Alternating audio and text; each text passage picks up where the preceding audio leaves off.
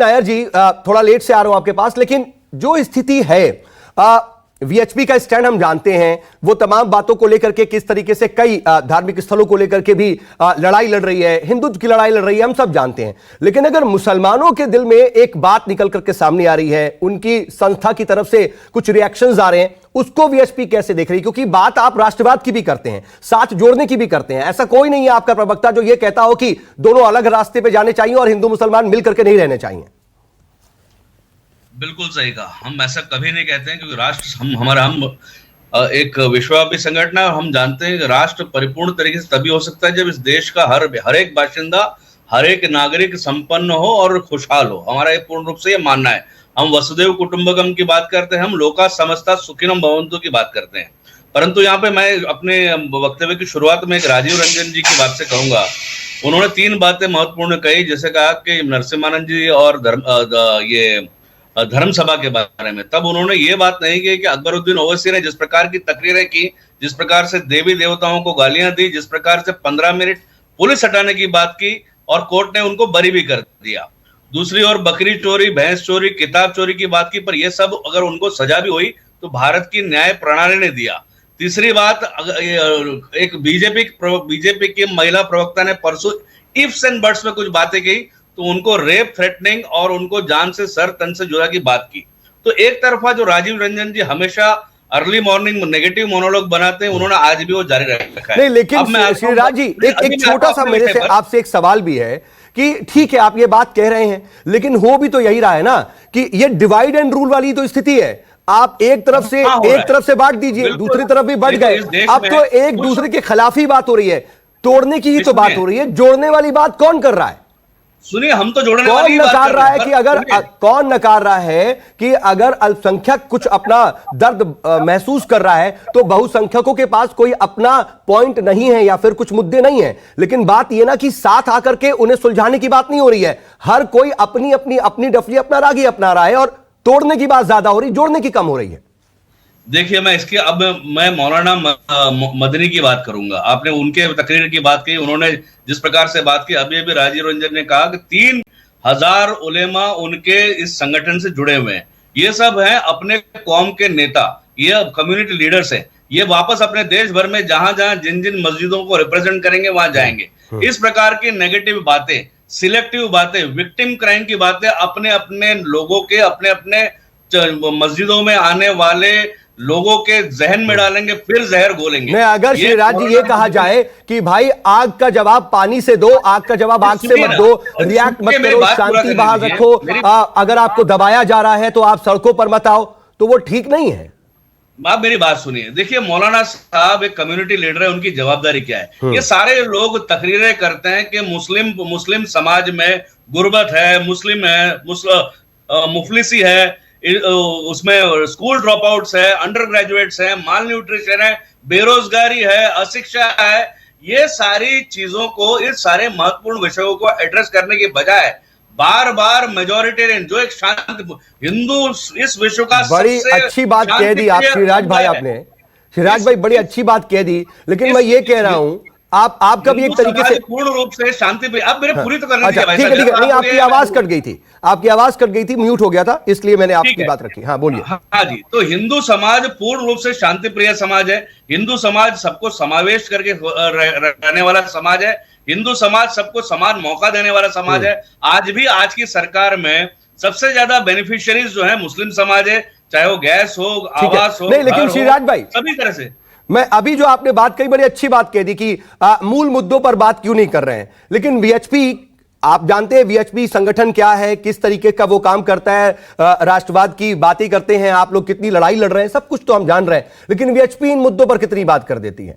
आप कितनी बार सिलेंडर 1000 के पार है, आप कितनी बार आप सड़क पर आ गए, आपने कितनी बार आत्मचिंतन इस पर कर लिया? वीएचपी ने कितनी बार महंगाई के मुद्दे पर, बेरोजगारी के मुद्दे पर, रेलवे के पद हट गए, सेना की भर्तियां नहीं हो रही हैं, जो बच्चे और जो नौजवान सड़कों पर इसके लिए प्रदर्शन कर रहे हैं, कितनी बार जाकर उन्हें सांत्वना दे दी?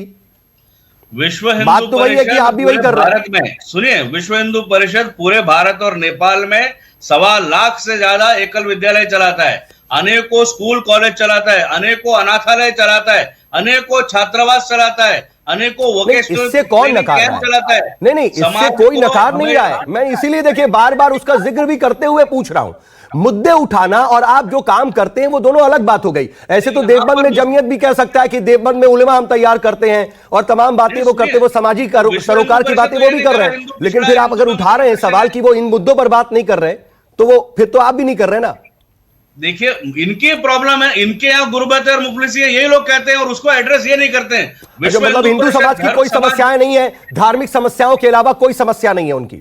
उस समस्या का काम हो रहा है अपनी जगह पर, हम उसके लिए रोना रो नहीं रहे। ये लोग मतलब सिर्फ ज्ञानवापी, मथुरा, कुतुब मीनार, ताजमहल नहीं चल सकता। समाज को पिछड़ा रख रहे हैं जानबूझकर, और ये देश की तरक्की के लिए इन मौलाना और ये उलेमा इसके लिए जवाबदार है। अच्छा, जल्दी से एक बात का और रिएक्ट कर दीजिए। मतीन साहब कह रहे हैं कि असल में ये गवर्नमेंट की ही एक एजेंडे को सेट करने की कोशिश महमूद मदनी साहब कर रहे हैं, और वो जिक्र भी कर रहे हैं कि वो प्रधानमंत्री नरेंद्र मोदी के कितने करीबी माने जाते हैं। इस पर रिएक्शन? ये बात है, गवर्नमेंट का कोई एजेंडा नहीं है। अब ये सब शुरुआत कहां से हुई? कोर्ट में कुछ लोग राइट टू प्रेयर्स के लिए गए, और ये लोग कौन थे? इनका कोई संगठन से वास्ता नहीं है। नहीं, मदनी साहब जो कह रहे हैं, मैं मदनी साहब की बात कर रहा हूं। मदनी साहब ने जो बातें कही हैं उस पर वो कह रहे हैं कि वो असल में गवर्नमेंट का एजेंडा सेट कर रहे हैं।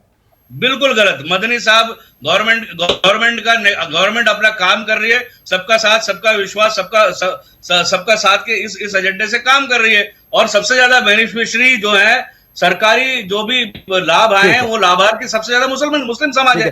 प्रभाकर, मैं आपके पास आ रहा हूं। देखिए, कई तरह की बातें तो सामने आ रही हैं, लेकिन उसके साथ साथ जो मतीन खान साहब कह रहे हैं कि वो नुमाइंदगी पर भी एक तरीके से महमूद मदनी साहब के सवाल उठा रहे हैं। जो बातें कही गई वो कह रहे हैं कि असल में पोस्चरिंग हो रही है, वो मुसलमानों को शांत रह के घर में बैठा देने की कोशिश हो रही है, वो अपनी बात ना करे, रिएक्ट ना करे, सड़कों पर ना आए, इसे रोकने की कोशिश हो रही है।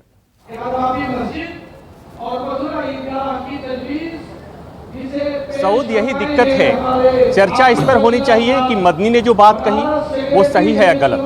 मदनी ने जो बात कही वो समाज के और देश के लिए सही है या गलत। इस पर चर्चा नहीं होनी चाहिए कि मदनी ने कहा उसके पीछे की मंशा क्या है। और यही हमारे देश की, यही हमारे समाज की, यही हमारे सियासत की समस्या है कि अगर कोई जाने में अनजाने में व्यक्तिगत लाभ, व्यक्तिगत आकांक्षा के साथ भी अगर कोई अच्छी बात कहता है तो उस अच्छी बात पर चर्चा नहीं होती है, उसकी नीयत पर सवाल खड़ा किया जाता है। यहाँ बस मैं इतनी बात जानता हूँ कि मदनी साहब ने जो बात कही थी कि नफरत को नफरत से नहीं मिटाया जा सकता, आग को आग से नहीं पाटा जा सकता, तो इस संदेश को लेना चाहिए। और दूसरी बात ये कि अगर मदनी साहब अपने लोगों से कह सकते हैं, मदनी साहब अपने समुदाय के लोगों से कह सकते हैं कि नफरत का जवाब नफरत नहीं दीजिए, धर्म संसद की जगह पर सद्भावना सभा कीजिए, तो मुझे लगता है कि दूसरी तरफ दूसरे लोगों को भी ये सोचना चाहिए कि धर्म संसद में जो भड़काऊ बयान होते हैं उस पर विराम रखना चाहिए। वहाँ के जिम्मेवार लोगों को भी इस तरह की बात करनी चाहिए। और तभी, जैसा मैंने फिर कहा, एक बार फिर दोहराता हूँ कि तभी ये जो सारे जहां से अच्छा हिंदुस्तान हमारा जो कहा जाता रहा है वो उसकी खूबसूरती बरकरार रहेगी। बस इतनी सी बात है। सियासत के लिए तमाम जल्दी से रिएक्शन ले लेता हूं मैं। श्रीराज जी, ये जो धर्म संसद वगैरह में जहां पर जिस तरह की भाषावली का इस्तेमाल होता है वो क्या ठीक है? महमूद मदनी साहब अगर नफरत की बात कह रहे हैं कि मोहब्बत से देना चाहिए, वहां पर तो ऐसी बातें नहीं आ रही। देखिए, ठीक तो ये शुरुआत कहां से, मैं बता रहा हूं बार बार, 15 मिनट पुलिस हटा दो, वहीं से शुरुआत हुई। और वहां पे उनको तो बाइज्जत बरी कर दिया कोर्ट ने, तो कोई ना कोई तो रिएक्शन देगा ना। हम तो हमारे बस वही बात है। देखिए, एक्शन और रिएक्शन। आप क्या सोचते हैं हिंदू चूड़ी पहन के बैठा है क्या? बिल्कुल नहीं होगा ये। अब देखिए, ये 60-70 साल जिस प्रकार की तुष्टीकरण की राजनीति चली, अब वो जमाना चला गया। मैं आ रहा हूं प्रभाकर, माफी के साथ रोक रहा हूं, और मतीन खान साहब और अब्दुल भाई के पास भी आना चाह रहा था लेकिन आ नहीं पा रहा हूं। लेकिन श्रीराज जी, देखिए, जाते जाते फिर वही बात आप कह गए, इंस्टिगेट कर गए ना, वही कह दिया आपने कि हिंदू चूड़ी पहन करके नहीं बैठा है। कौन ये बात कह रहा है? ये ऐसी बातें आने की जरूरत क्या थी? यहां पर तो मुझे इसका मतलब भी नहीं समझ में आया। बहरहाल, अब समय नहीं है, इसलिए आप सभी मेहमान हमारे साथ जुड़े, इस चर्चा में शामिल, इसके लिए आपका बहुत बहुत शुक्रिया। राजीव और प्रभाकर, आपका भी बहुत बहुत शुक्रिया। कुल मिलाकर के बात सिर्फ इतनी सी है कि अगर एक खाई पैदा हो रही है, अविश्वास अगर दो समुदायों के बीच हो रहा है, तो उसे जोड़ने की कोशिश होनी चाहिए। जोड़ने की बात करो, तोड़ने की नहीं। नमस्कार, मैं हूं मानक गुप्ता। अगर आपको हमारा ये वीडियो पसंद आया हो तो इसे लाइक और शेयर जरूर करें, और हां, हमें सब्सक्राइब और फॉलो करना ना भूलें ताकि आप देश और दुनिया की कोई खबर मिस ना करें। तो जुड़े रहिए हमारे साथ और देखते रहिए न्यूज़ 24।